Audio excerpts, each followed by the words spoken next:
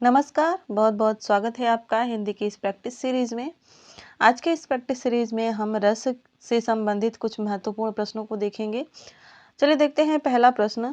पहला प्रश्न है, रस सिद्धांत के आदि प्रवर्तक कौन हैं? भरत मुनि, भानुदत्त, विश्वनाथ या भामह?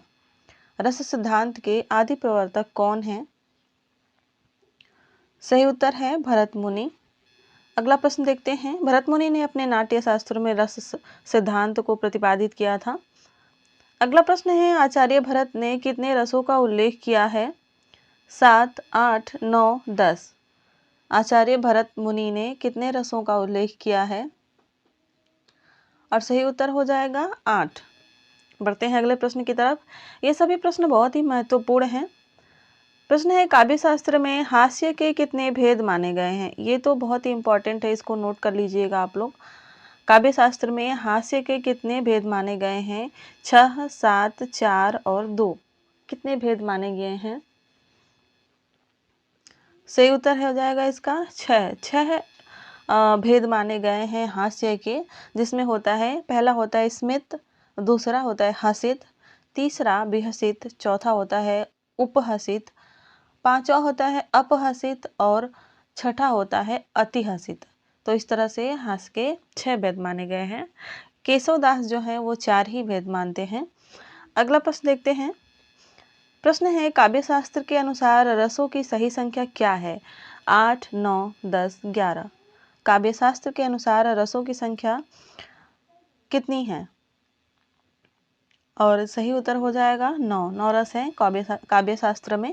हालांकि वर्तमान में 11 रस हो गए हैं। अगला प्रश्न देखते हैं।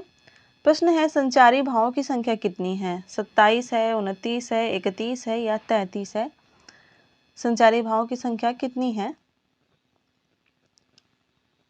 सही उत्तर है 33 संचारी भाव होते हैं।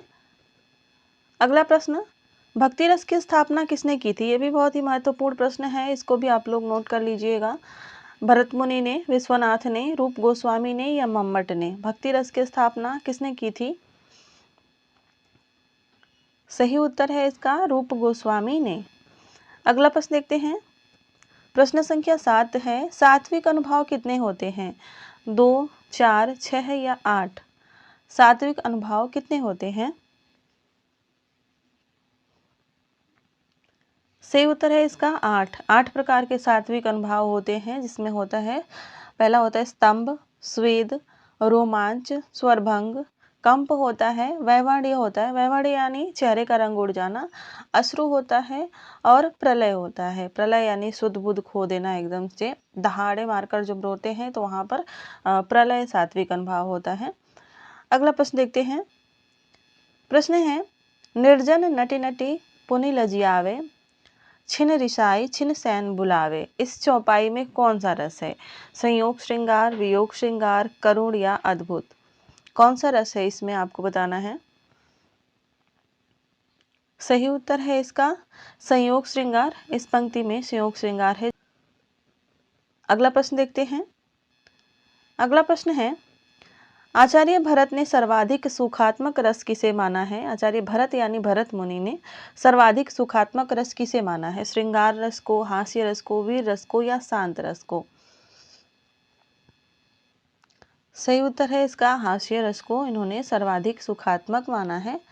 अगला प्रश्न देखते हैं। प्रश्न संख्या 10 है, आलंबन तथा उद्दीपन द्वारा आश्रय के हृदय में स्थायी भाव जागृत होने पर आश्रय में जो चेष्टाएं होती हैं उन्हें क्या कहते हैं?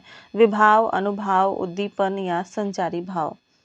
आलंबन तथा उद्दीपन द्वारा आश्रय के हृदय में स्थायी भाव जागृत होने पर आश्रय में जो चेष्टाएं होती हैं उन्हें क्या कहते हैं, आपको बताना है। सही उत्तर है अनुभाव, उन्हें अनुभाव कहते हैं। अगला प्रश्न, प्रश्न संख्या 11 देखते हैं।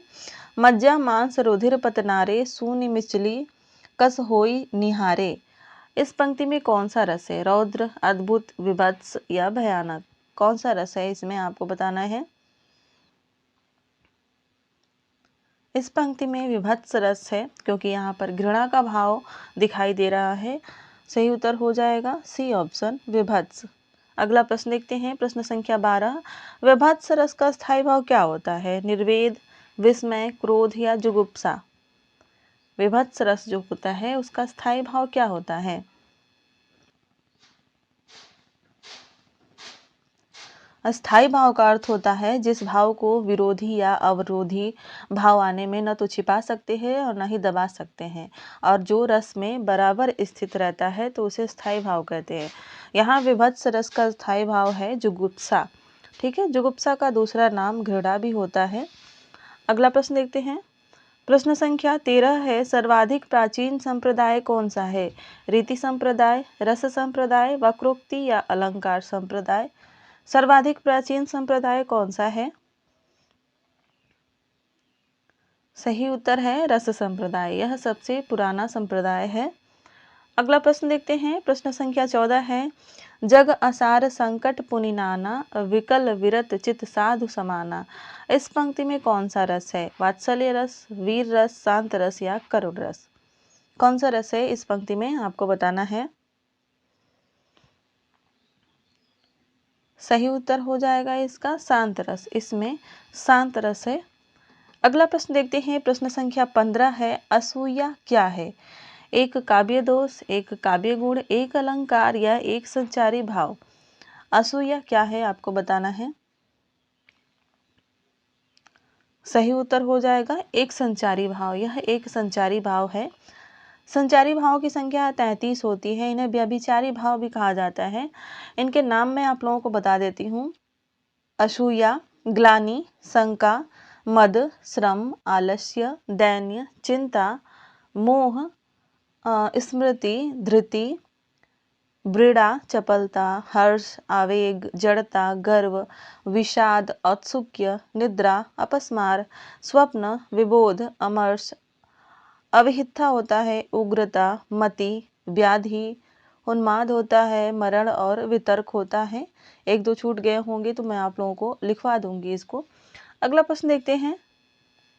प्रश्न है, अखियां हरि दर्शन की भूखी, कैसे रहें रूप रस साची, ए बतिया सुनी रूखी। इस पंक्ति में कौन सा रस है? संयोग श्रृंगार, वीर रस, वियोग श्रृंगार रस या शांत रस? इस पंक्ति में कौन सा रस है आपको बताना है। सही उत्तर हो जाएगा इसमें वियोग श्रृंगार रस। अगला प्रश्न देखते हैं। प्रश्न संख्या 17 है, करुण रस का स्थायी भाव क्या होता है? शोक, रति, हास्य या उत्साह? करुण रस का स्थायी भाव क्या होता है?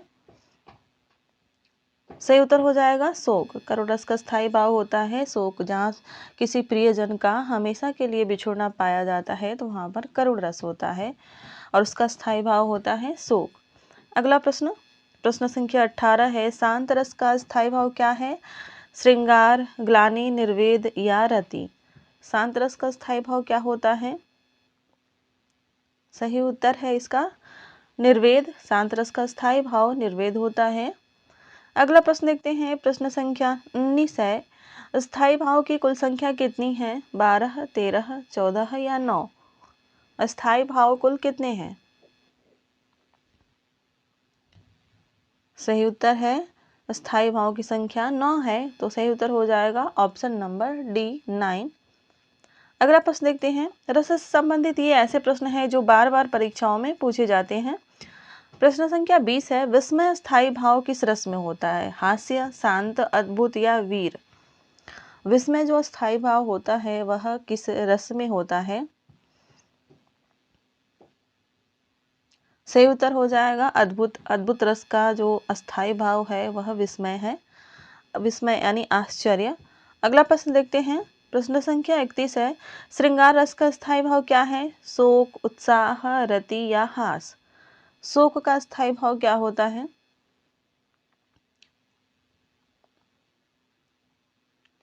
श्रृंगार रस का स्थायी भाव होता है रति। सही उत्तर हो जाएगा सी ऑप्शन।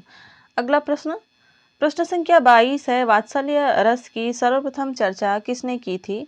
भरत मुनि ने, मम्मट ने, अभिनव गुप्त ने या विश्वनाथ ने? वात्सल्य रस की सर्वप्रथम चर्चा किसने की थी? सही उत्तर है इसका मम्मट ने। सर्वप्रथम मम्मट ने वात्सल्य रस की चर्चा की थी। अगला प्रश्न, प्रश्न संख्या 23 है, विस्मय कौन सा भाव है?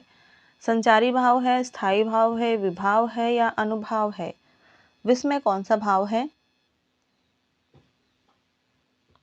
सही उत्तर है स्थायी भाव। विस्मय स्थायी भाव है। अगला प्रश्न, प्रश्न संख्या 24 है, उत्साह स्थायी भाव जब विभाव, अनुभाव तथा संचारी भाव में परिपुष्ट होकर आस्वाद हो जाता है तब कौन सा रस होता है? श्रृंगार रस, रौद्र रस, वीर रस या करुण रस? उत्साह नामक स्थायी भाव जब विभाव, अनुभाव और संचारी भाव से परिपुष्ट होकर आस्वाद यानी स्वाद ग्रहण करने लायक हो जाता है तब कौन सा रस होता है? और इसका सही उत्तर है वीर रस। तब वीर रस की उत्पत्ति होती है। अगला प्रश्न देखते हैं। प्रश्न संख्या 25 है, मेरे तो गिरधर गोपाल दूसरों न कोई, जाके सिर मोर मुकुट मेरो पति सोई। इस पंक्ति में कौन सा रस है? शांत, श्रृंगार, करुण या हास्य? यह निम्नलिखित पंक्तियां जो हैं मीराबाई की हैं और आपको बताना इसमें कौन सा रस है।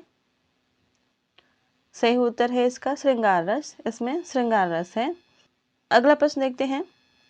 प्रश्न संख्या 26 है, शोभित कर नवनीत लिए, घुटरन चलत रेणु तन मंडित, मुख दधि लेप किए। इस पंक्ति में कौन सा रस है? वात्सल्य, करुण, श्रृंगार या शांत? कौन सा रस है इसमें? और इसका सही उत्तर है वात्सल्य रस। इस पंक्ति में वात्सल्य रस है। अगला प्रश्न देखते हैं। प्रश्न संख्या 27, माधुर्य गुण का किस रस में प्रयोग होता है? शांत में, श्रृंगार में, रौद्र में या भयानक में? माधुर्य गुण जो होता है, काव्य गुण, उसका किस रस में ज्यादा प्रयोग होता है? सही उत्तर है श्रृंगार रस में। Option number B right answer हो जाएगा। अगला प्रश्न देखते हैं। प्रश्न संख्या 28 है, प्रिय पति वह मेरा प्राण प्यारा कहाँ है, दुख जल निधि डूबी का सहारा कहाँ है? इस पंक्ति में कौन सा स्थायी भाव है? विस्मय, रति, शोक या क्रोध? कौन सा स्थायी भाव इसमें है? सही उत्तर है इसका शोक। शोक अस्थायी भाव है। अगला प्रश्न देखते हैं। प्रश्न संख्या 29 है, रौद्र रस का स्थायी भाव क्या है? भय, घृणा, क्रोध या उत्साह? रौद्र रस का स्थायी भाव क्या होगा? आपको बताना है रौद्र रस का स्थायी भाव क्या है।